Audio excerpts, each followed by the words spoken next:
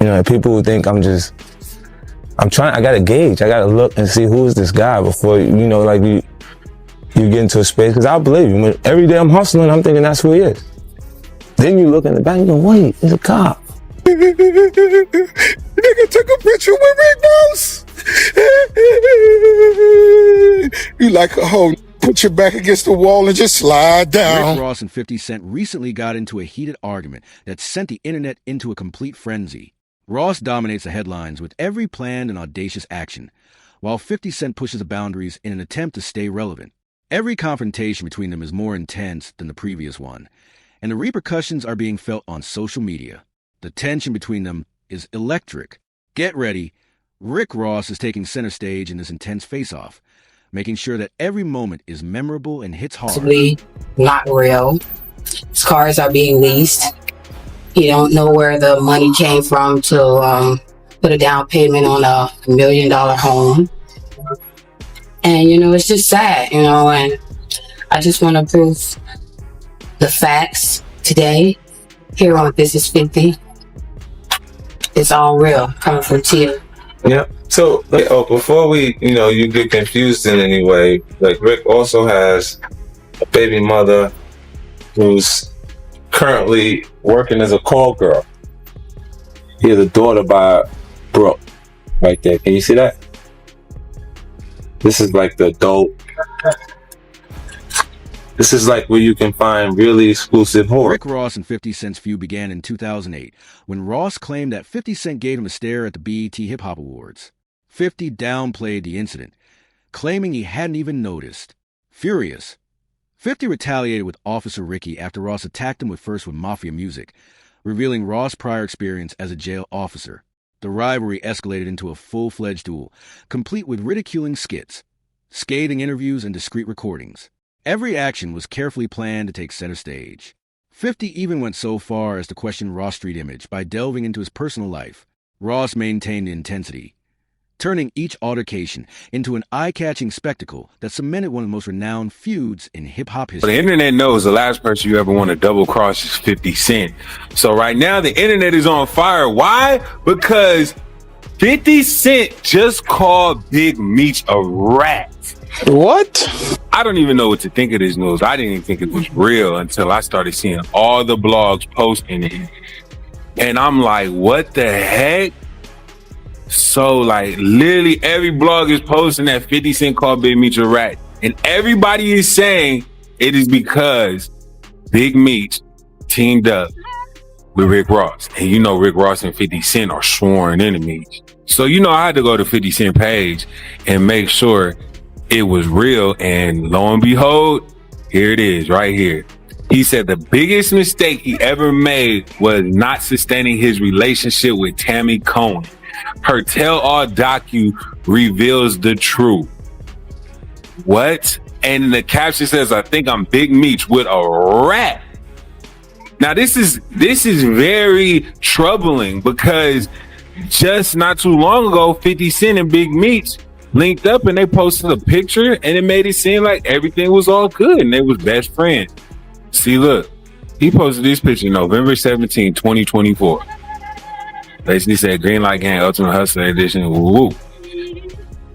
So, a lot of people don't know that BMF season 4 is actually about to come out this year, and there's been a lot of rumors around how they didn't know if BMF was going to get another season because the rights and who owned the story, and that Big Meech is out. So 50 Cent had been going on his page recently and been saying little things here and there about the BMF show he's producing. So he posted this: the truth ain't nothing but the truth. BMF, who is Tammy Cohen? He said, this is gonna blow your mind. Docu coming soon. The facts are stranger than fiction. Boom. So what is 50 Cent basically saying about BMF? He also posted this right after and said, if ratings aren't good this next season of BMF, it will be his last. So tune in to Stars. I'm watching 50 Cent action. So with all that being said, 50 Cent then posted this. He said, be sure to catch the next season of BMF. It's going to be out of here if you don't. The animosity between Rick Ross and 50 Cent has escalated to unprecedented levels. Ross remains unflinching, allowing his powerful presence to speak for itself. while 50 consistently delivers scathing comments and jokes. As usual, 50's remarks are carefully crafted to provoke, but Ross flips the script with unwavering confidence, turning the pressure into momentum and taking command of the story. This is more than just a musical rivalry. Headlines, interviews, and calculated attacks are all part of this full-fledged public confrontation. Fans are hooked on every move as each exchange raises the temperature. At the center of it all is Rick Ross, who commands the stage with every answer, demonstrating beyond a shadow of a doubt that he is directing the drama, keeping the focus, and showing the world who really controls the game. I took a picture with Rick Ross. Hey, Curtis Jackson, you more than welcome to bring that Versace Lamborghini to the car show and your little homies. I know them niggas with them niggas, Auntie Murder. Yeah, I know you got a Toyota Tundra. I know it. I can see it in your face. What is it with you and Ross that's just been going on for so long? I spent it, see, right? Nothing else works for him outside of mentioning me. When things get bad, he mention me. It gets covered first. You see, TMZ is 50 Cent said this is going to be bad for Irv Gotti's career. I get covered across the board. Yeah. They get covered on the hip hop blogs. It is what it is. Yeah. And you watch because I have nothing else to say. You just see it happen periodically as they go. Yeah. You know, you see that big white elephant, that property he lives at? It costs more than the nightclubs. He's in the nightclubs. Yeah. We know what they can give you.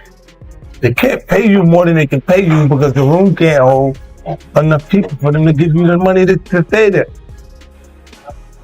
You can stay into a squatter, holding on to the leg of the chair that they move. But that's what it is. It's just a part of presentation. Yeah.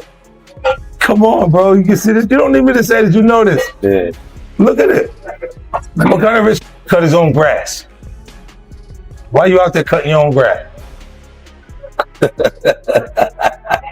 trying to save money? You don't want to pay for the lawn to get cut, huh? Let me ask you. The AC broken in the...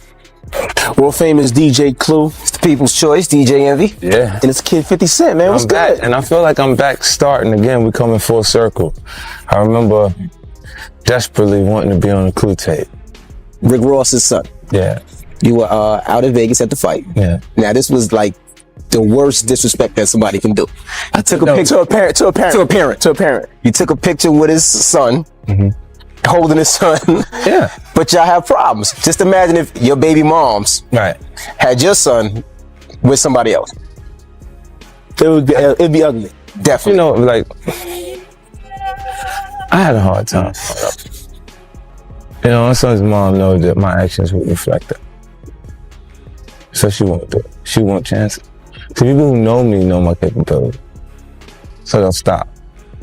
You know, people who think I gotta gauge. I gotta look and see who is this guy before, you know, like you get into a space. Because I believe you. When every day I'm hustling, I'm thinking that's who he is.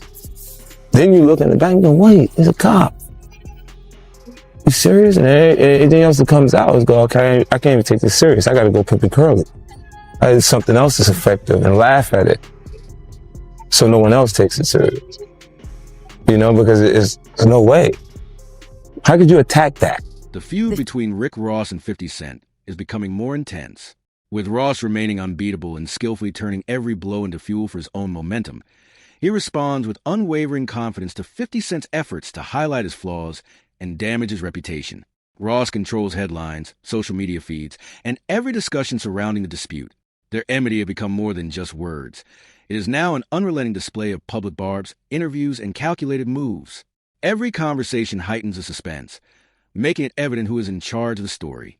At the heart of it all is Rick Ross, who demands attention with precision and power. He strikes hard with every retort, demonstrating that, despite the barrage, he is the one driving the drama, setting the tempo, and unquestionably controlling this high-stakes confrontation. Crazy. When I think about Big Meats, I gotta think about Cuffy. You know about Cuffy? Yeah. Cuffy come from St. Louis, man. He, you know, he gave Meats them $1 million. He like helped start BML. He owned the name of BML. And they stole that name from him and they snitched on him and took him to jail. Right? So Meats out. So he need to really make good with that. He need to go get Cuffy. He need to go talk to Cuffy. Yeah, I interviewed Cuffy, and he's accusing Meech of He cooperating. ain't accused. He got paperwork. So yeah, I got Cuffy right here, man. St. Louis legend. You know what I'm saying? And I know people heard me speak about Meech's paperwork situation with the last interview that we had, and a lot of people had a lot of stuff to say. They don't believe it, Blues hating.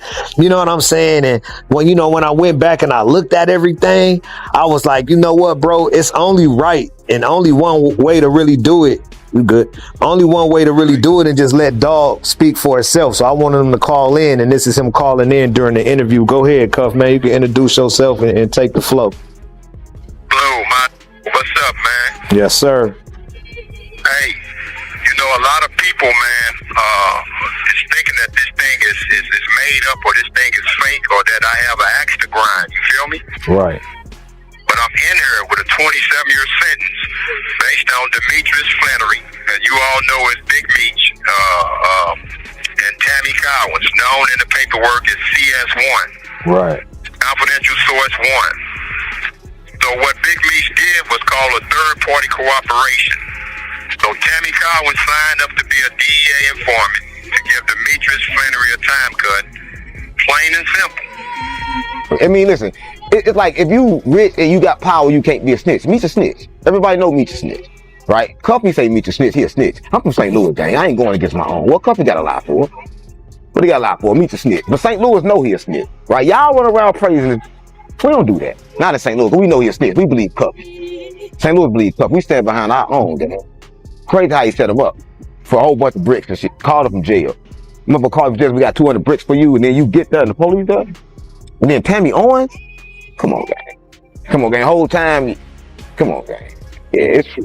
Yeah. You gotta talk to Cuffy to know it, right? I talked to Cuffy, I talked to his daughter. Cuffy's daughter stuff about it. And she go for being rich out there. Stuff like, and nobody trying to help her. I'm making this recording in regards to my dad. He's Dion Gatling. Most people know him as Cuffy. But I wanted to make this recording so I can shed light on some facts. My dad was set up by one of his best friends, which is Demetrius Flannery, also known as Big Meech. My dad and Meech have been friends for 30 years plus. I've known Meech my whole life. I look at him like an uncle. Like, this situation has been completely devastating on so many different levels, and there's still so many questions that aren't answered. At this point, I can only shed light on what I know for sure to be facts, and hopefully one day I will have the complete truth. But in 2011, around that time, Meech reached out to my dad in regards to creating a BMF movie. So Meech hooked my dad up with a woman named Tammy Collins. At the time, Tammy was Meech's power of attorney. Also, she owned the life rights. So my dad was working with Meech, Tammy, T, basically trying to work on a movie deal. So finally arrested my dad and we received the discovery. He knew exactly who CS1 was, and he told me and my mom that it was Tammy Collins. At that time, we really did not want to believe. We wanted to give Meech the benefit of the doubt. It was really, really hard to believe that Meech would set my dad up. It was almost unbelievable. So we were able to reach out, get a message to Meech, and basically let him know that Tammy was an informant. We later received a message from him saying that it had to be a misunderstanding. Just call her, she'll straighten this out. So on, so on. And at this time, my dad was like, I'm not dumb. I'm not about to call an informant. 50 Cent is stepping up the heat, making targeted jabs and applying constant pressure to Rick Ross, just when it seems like he might back off. Every action is thoughtfully crafted to elicit a response. Ross, however, seems unfazed, using attention to his advantage and taking center stage with each well-thought-out reaction. Their conflict has evolved into much more than a back-and-forth exchange. It is now a full-fledged confrontation, including public insults, interviews, and headlines. Every conversation is more passionate, sharper, and more closely examined than the previous one. Amid all this chaos, Rick Ross stands tall, delivering strong, impactful replies. Regardless of how forcefully 50 Cent attacks, Ross is the one directing the story, managing the momentum, and keeping the audience riveted to every thrilling moment. So what Big Leash did was call a third-party cooperation. So Tammy Collins signed up to be a DEA informant to give Demetrius Flannery a time cut, plain and simple. Right. So Okay, so can you break down the story? Like, how do you know this? And how'd you come upon this information? how do you know? How do you came upon this information though? We were rewarded what's called a Frank hearing. It's based on a case called U.S. versus Frank. So I would implore your listeners to look the case up. And what a Frank hearing entails is that you're able to cross-examine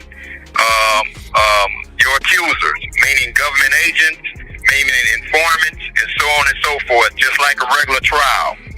So this was testified in court. Period. Point blank.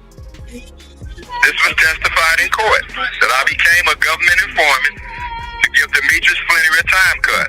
That's what was said on the stand, bro. The lady became a government informant to give Demetrius Flannery a time cut.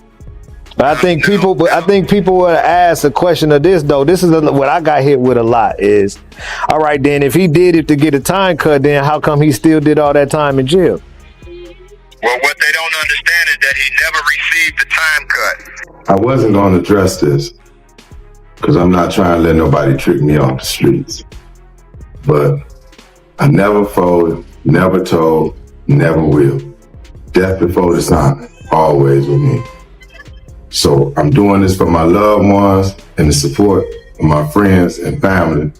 Come out to the Amaran Arena, February 13th. You know, put He all said, that how together. did Meech have information on you and give it to Tammy so you could get caught up in it? How did that happen? So that means you got to go back to the movie. Okay, so, well, let me take them back. So me and Tammy were working on the BMF movie. I originally had the script and paid for the script for the BMF movie, not the show that 50's doing on Stars.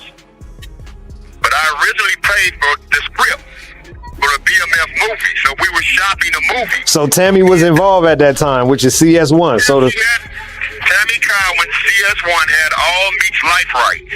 right. And what year was that? This all the way back in 2010. Okay. So we proved that there was a legitimate business. Right. Legal business. Right. So, well, so let's take it back. The original target was the guy by the name of Fidel Suarez. That was a Mexican cartel member out of California. He was the initial target. Right. Fidel Suarez was the initial target out of Cali. His name is in the paperwork. Right. That's that. Tammy was trying to get Suarez.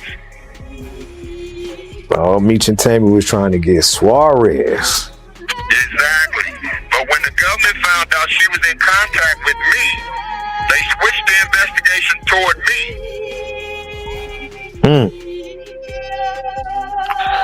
Bad work. Bad work. It's just bad work. Exactly.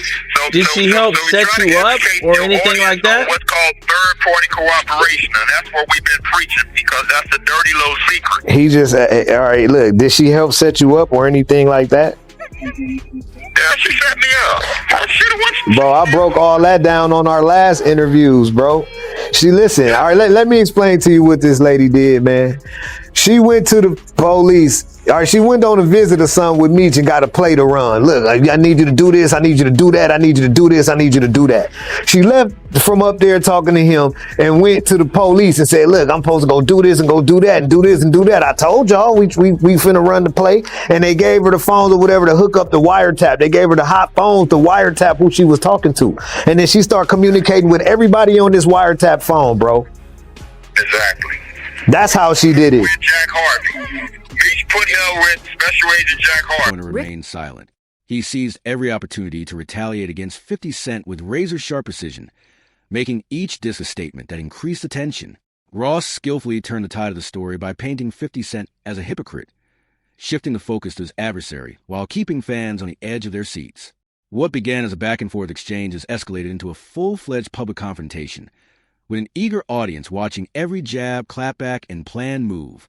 Throughout it all, Rick Ross remained steadfast, commanding attention and demonstrating not only that he will not back down, but also that he is tactically leading the conflict with assurance and power at every turn. Took a picture with Rick Ross. You like a hoe. Put your back against the wall and just slide down. You already know, car show going down June 7th. Get online right now, get your tickets right now. But for the hustlers, I want y'all to understand you gotta stop making business personal. Get your money. You don't know these don't know you. And for anybody going against Ricky Rose, let me have this. I've been putting my foot up you for the last 15 years. Everything you touch crumble. Why you think Rose on top? We don't take this personal, we get into the money. Now, Big Meech, February 13th, that concert gonna be off the hook. Putting his foot up you and leaving it in your intestine. You know what's going down. Car show bigger than ever. Ricky Rose, the biggest. Biggest boss. I've been separating myself from these broke because they don't understand the rules to the streets. You understand? Don't owe you nothing, homie. Don't owe you nothing. Y'all get money together. Y'all get money. Keep moving. All that extra.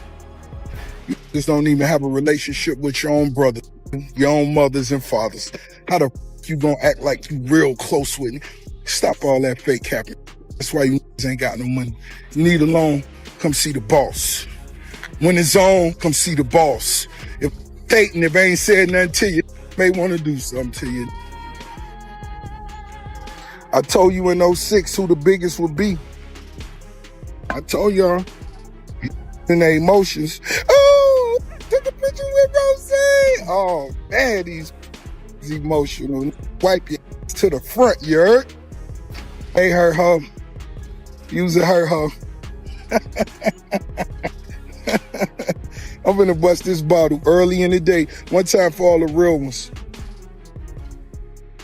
It's real, Ricky Rose, you looking at a young hustler on pace to get a B. And I'm gonna tell y'all this, and I want y'all to understand this. It's only great entertainment when you forget it's entertainment. Hey, Curtis Jackson, you more than welcome to bring that Versace Lamborghini to the car show June 7th, and your little homies. I know them with the Auntie Murder. Yeah, I know you got a Toyota Tundra. I know it. I can see it in your face. Shout out to all the big key holders. One time for everybody putting their cars together, fine-tuning they, paying attention to all the details for this Ricky Rose car show. Car show number 4. You see it? Boom. Car show number 4 is finna go down. We're gonna have a good time. We're gonna have a good time. The special rollout I'm gonna have as far as new whips for the car show, which I've never done. It's a 3-piece, meaning it's 3 different automobiles they all the same color, and no, it's not the big motor verts from, listen, you wouldn't be able to imagine how many different times was tried to fix the issues with me and Curly Jackson. No, I always said no. Why? It's a free TV show for me. I could wake up in the morning and say, that can't dress, peon, and he ain't got no paper. None. All that aqua vitamin water shit was foo-foo. Stop. And then I could just run an ad. It's like having a TV show. This is turn the ratings up, boom, then you give them a commercial, boom, and say Rick Ross car show June 7th. You feel me? That's what I got. I could wake up, and who else could do that? I could wake up 50, yeah, it's a pussy, ain't got no paper, tight clothes, be wearing a Yankee hat with a Casablanca button up with the collar halfway turned up. Stop. Everyone's mind, given the intense rivalry between 50 Cent and Rick Ross. is what will be the next move in this electrifying showdown that has the streets and social feeds buzzing constantly? Post your opinions in the comments section. If you're enjoying the excitement, hit the subscribe button to stay updated on every amazing moment, sharp disc, and crazy twist. Keep your ears open and your eyes alert because nothing in the game remains the same when 50 Cent and Rick Ross square off. Every action has the potential to completely upend the scene.